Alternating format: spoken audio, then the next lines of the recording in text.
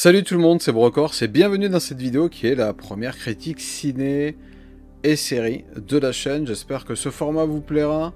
On reste évidemment dans l'univers des geeks, le cinéma, la série, la littérature, les comics, tout ça, ça fait partie évidemment de notre univers commun, l'univers des geeks, la geek culture.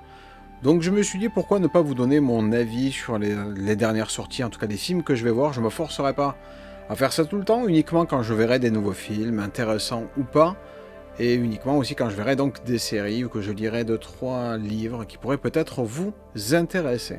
On commence donc cette fois-ci par une critique ciné et une critique de série, avec pour commencer, mesdames et messieurs, Aquaman 2. Si tu montres la voie, les 7 royaumes te suivront.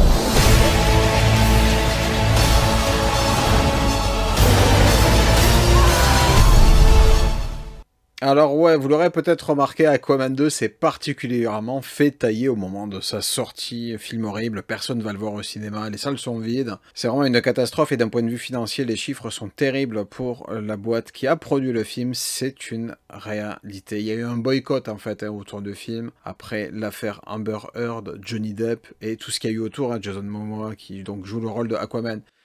C'était mis là-dedans, ça a foutu un gros bordel autour du film et tout ça. On a mis beaucoup d'accusations sur Momoa, on a mis beaucoup d'accusations sur le réalisateur du film et sur Amber Heard aussi. Donc ça jetait un gros discrédit sur la qualité de ce film. Et ça jetait aussi un gros discrédit sur la qualité des critiques par rapport au film. Les gens ne critiquaient pas tant le film en tant que tel, mais plus tout ce qu'il y avait autour. Ce qui est quand même un petit peu dommage. Donc je vais vous donner mon ressenti personnel.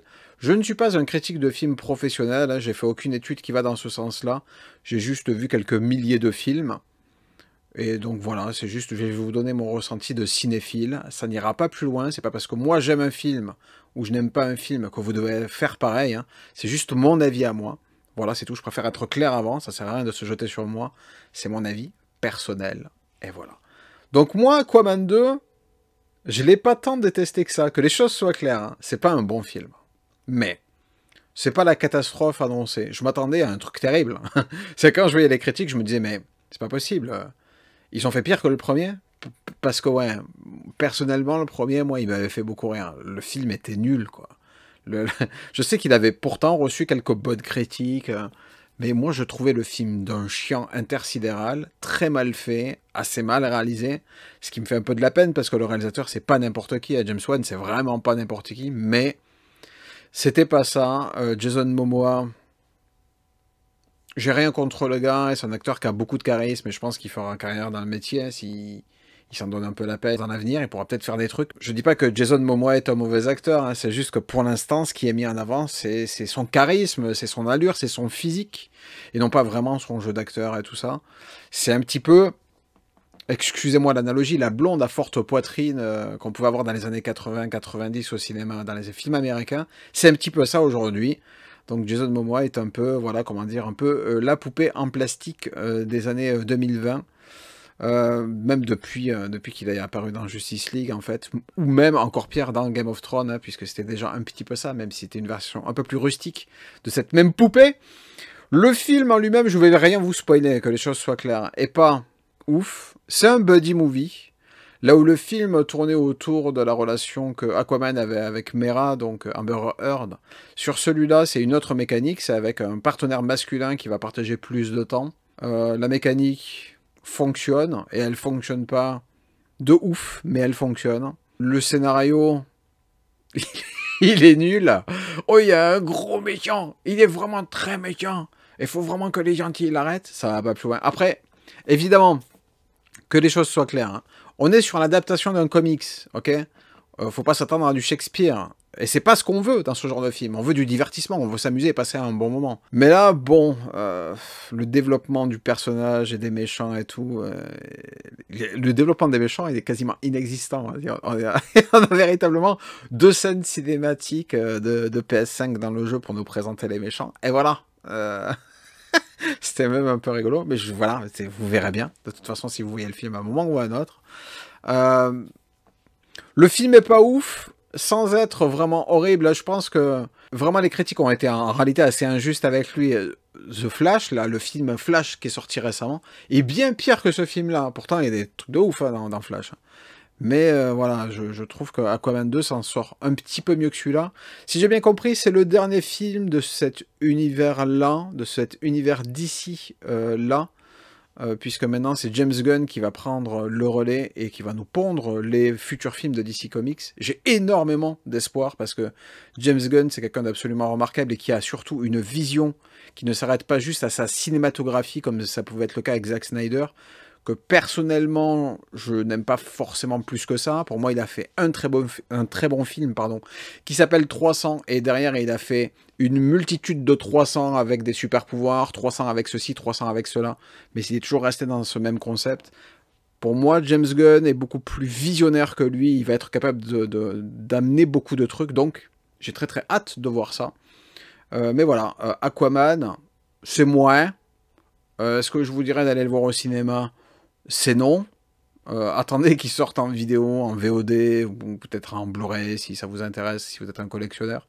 Mais autrement, non. Vous prenez pas la tête. Vous manquez pas grand-chose, malheureusement. Ok, on va maintenant partir pour la seconde critique. Et cette fois-ci, on est sur une série. Et la série, c'est Monarch, Legacy of Monsters. Et là, on a enfin quelque chose de lourd et de très très cool. Ils y étaient, à San Francisco.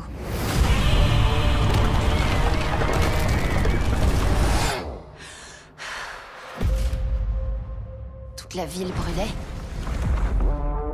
Et ces mecs-là, ils prenaient des photos. On aurait dit qu'ils s'attendaient que ça. Tu crois que votre père travaillait avec ces hommes? On a trouvé ça dans son coffre. Qui êtes-vous? C'est quoi, Monarch?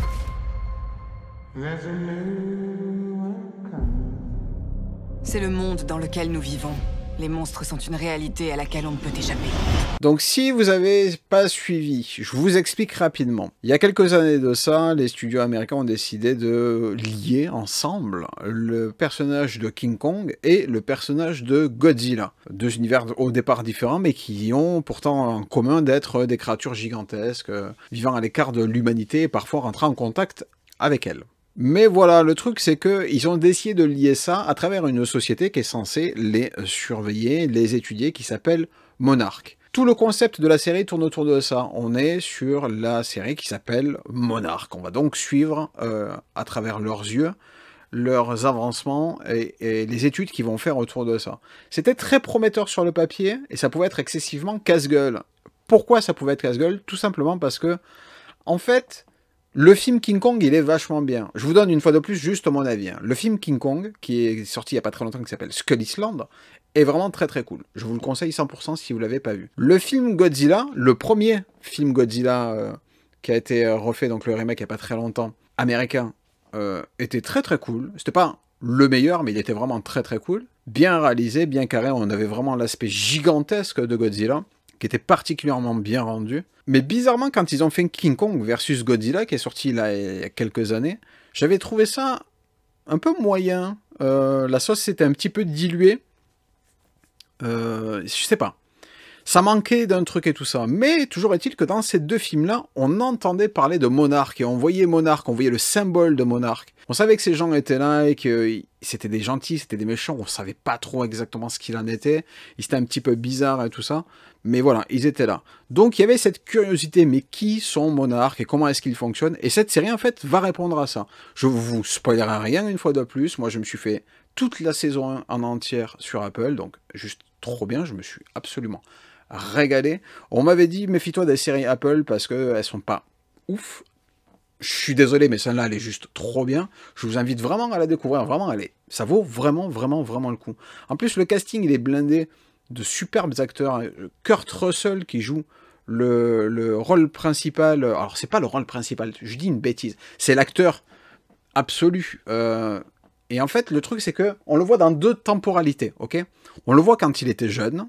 Donc ça se passe dans les années 50, 60, je vous en dirai pas plus, et on le voit de nos jours, plus ou moins. Et je vous en dirai pas plus non plus. Et le truc c'est qu'ils ont décidé donc de prendre un autre acteur pour jouer évidemment Kurt Russell quand il était jeune, son personnage. Et là ils ont été très malins puisqu'ils ont pris le fils de Kurt Russell, qui est lui aussi un acteur qu'on a pu voir récemment dans la série Falcon and the Winter Soldier. Il jouait un personnage un peu trouble, un peu étrange. Et le truc, c'est que Kurt Russell et son fils ont quand même une assez forte ressemblance. Ça fonctionne. C'est-à-dire que quand on voit le jeune et le vieux, quand il y a des fondus enchaînés entre leurs deux visages, ça fait aucun doute que c'est le même perso, ça marche particulièrement bien. Comment vous dire? Je veux pas vous dévoiler la trame principale du truc, parce que il y a des rebondissements et tout ça, mais vraiment c'est très bien amené, c'est très bien joué, le casting il est royal, en plus de Kurt Russell, il y a tout un vivier de jeunes talents qui est là. Là où c'est très cool, c'est qu'ils ont fait un casting international, parce que l'action se passe à la fois aux États-Unis et aussi au Japon.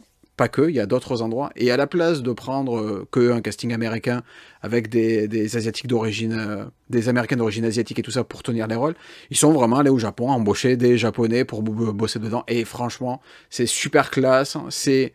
Faut aimer aussi lire les sous-titres. Je vous préviens, les passages en japonais sont en japonais sous-titré. Vous attendez pas à ce que tout soit doublé pour vous. Il va falloir un petit peu faire un effort, s'il vous plaît. Mais c'est juste trop bien, je vous promets.